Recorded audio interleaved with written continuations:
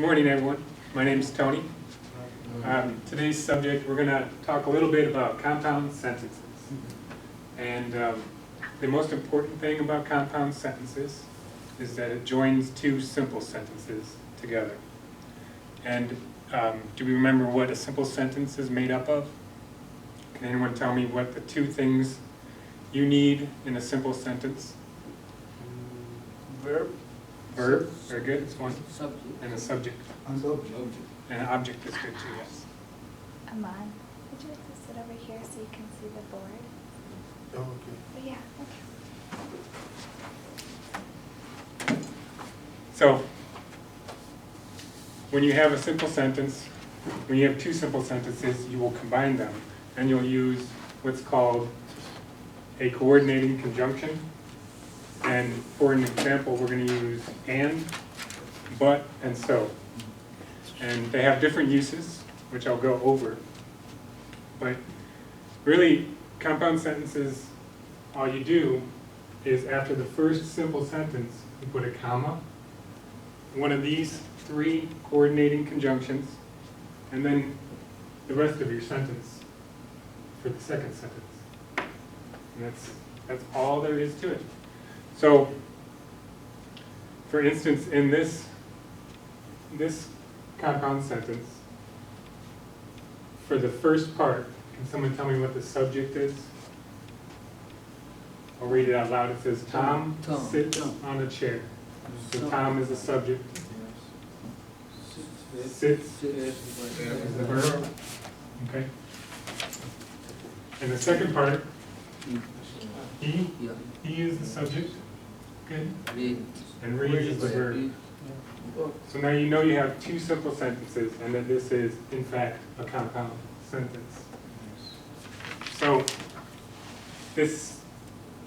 another important point is that the second sentence either adds information, is different or surprising, or is a result of the first sentence. So in the first example here, number one, we'll call it, which does it do? Does it add information? So for instance, if I was Tom instead of Tony, I'd be sitting and then I would be reading a book. So I'm doing two things. So it's adding information. With the second sentence, we have the weather is beautiful, but it is too hot. So here the subject is the weather, and the verb is, and the second part it is. Verb is subject. Verb is. Subject it, and the verb is. Correct. So we know we have a sentence or a compound sentence.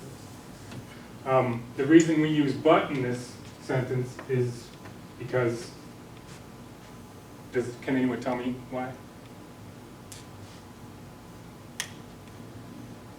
I have it over here. Different. It's different. How is it different? Because the weather is beautiful. But, he is too hot.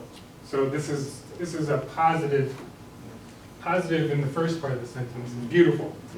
And it's surprising or different because it's too hot. Okay, so that makes sense. And with the third example here, it says the dog is tired, so he sleeps under a tree. So the subject is the dog. And the verb is and he sleeps. And then, of course, as a little review, can anyone tell me what this is? We learned this last week. Preposition phrase. Prepositional phrase. Under is a preposition. A tree is where he's at, so it's a location under a tree. Now, the reason we use so in this is because it is a result. And can anyone explain what result means to me? Do you know the word result? do you know? Sleeps. Mhm. Tired. What? He Tired. Sleeps. Sleeps. So Tired after. because he's tired, Mhm. he sleeps. Sleeps. Mhm. Yes. So that's a result. Because something happens, Uh-huh. then he has to remedy it. He has to fix it. So he sleeps. So that's it. That's coordinating, or that's compound sentences. So I was wondering if we could break in a group of 4, and then you each come up with a compound sentence on your own. You could use something maybe you're trying to write in your paragraph. That would be fine. But so you and you are in a group, and then you 4 are in a group, and then you 3, or you 4, sorry. And then get together, and then write down a compound sentence, and then I'll have you come up and write it down on the board. How many? Just one, Uh-huh. one per group. Okay.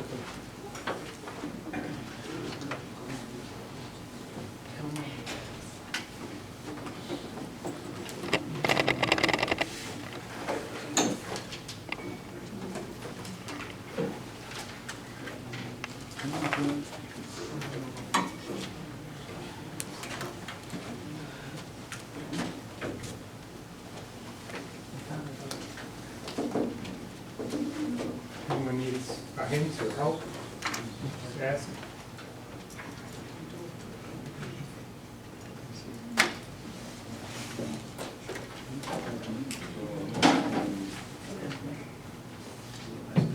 Well, you know what, let me make it a little challenging.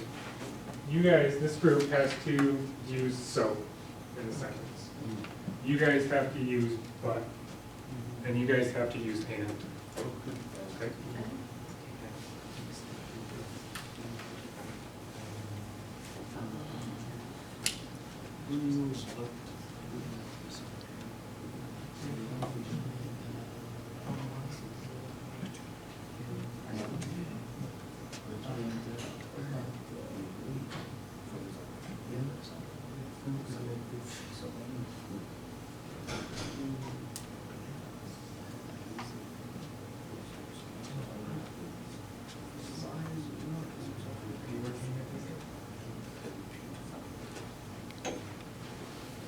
Are you including everybody?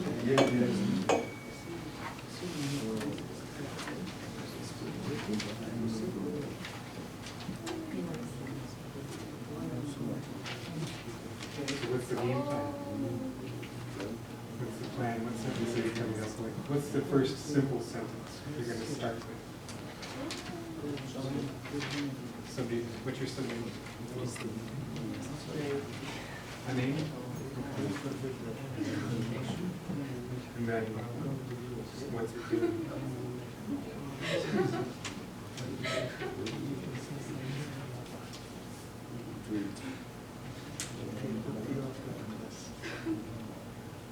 So like for me, if the name was Tony, Tony is, what am I doing? Standing. Yes. So you could use that. And speak. And standing.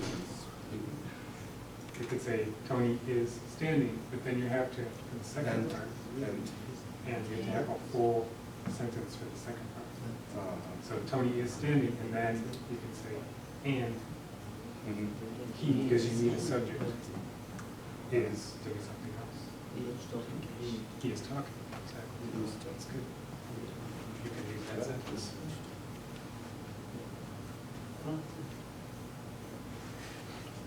Done. You done over here? Yeah. Let's have you write it up.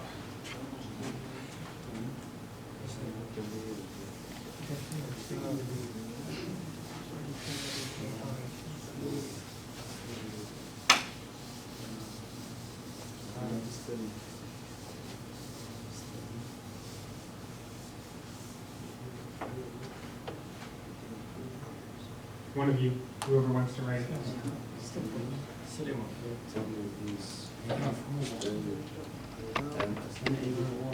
Just put it up here, but make sure there's enough room for 2 sentences. He's talking. Are you guys ready then? We'll write that up on the board. I have another marker.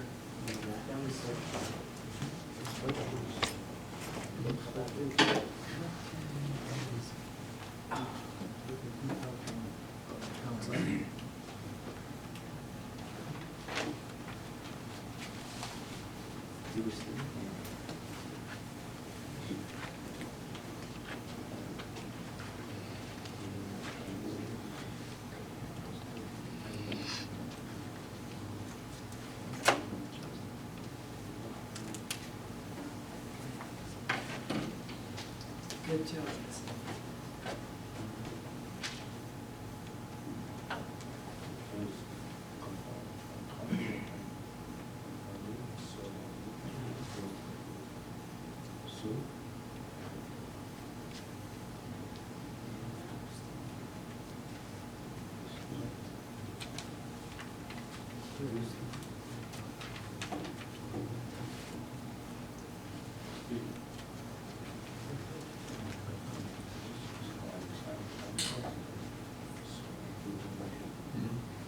See, the first one is I'm hungry, and it has both a subject and verb. I am, because I am is the verb. So it has subject and verb. The second one has one. It says I will. I is the subject. Food is the object. So I is the subject. Need is the verb. Food is the object.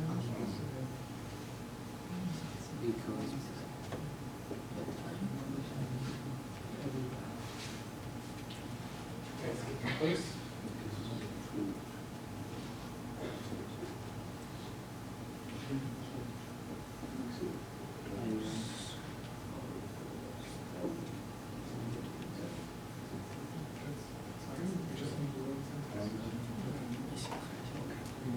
One of the group is to write down the word.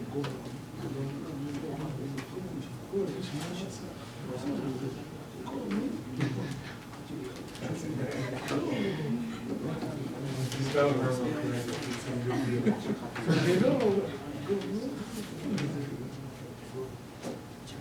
You can do it. You can do it. You can do it.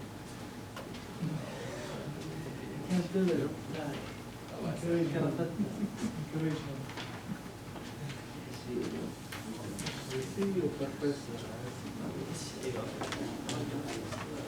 Thanks.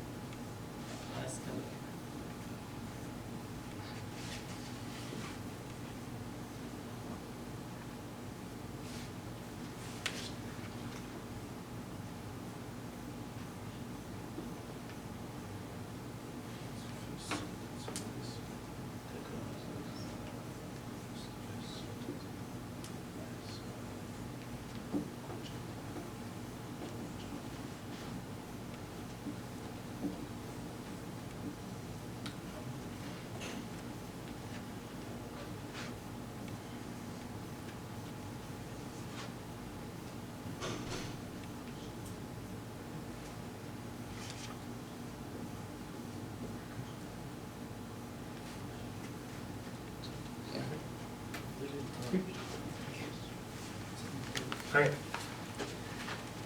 Now, can anyone see any kind of mistake or a change, or is this 100% correct? The sentence reads, I'm hungry, so I need food. Does that look correct, everybody? Does it have a result? That's what you need with so. You need a result. So when you're hungry, you need food, Yeah. right? Yeah. Does that make sense? Any question about that? Does it make sense? Okay. In the second sentence, it says, Tom is standing and he is talking. In the first part of this sentence, what's the subject? Tom. Tom. Is. And the verb is. Is. And then the second part, He is. he is the subject and the verb. Is there anything wrong with this sentence? No. Comma, exactly. yeah. Don't forget the comma after the first sentence. Always have a comma. And in this third sentence, it reads, the class is very interesting, but we are tired. Tired. Okay, so in the first part of this sentence, what is the subject? The class. The class. The class. And the verb? Is. And in the second part of the sentence, what is the subject? We are. We. Subject. And are is the verb. So it has a comma, and it is a but. So, but we are tired. The only thing I can see is spelling problems. Can anyone point them out?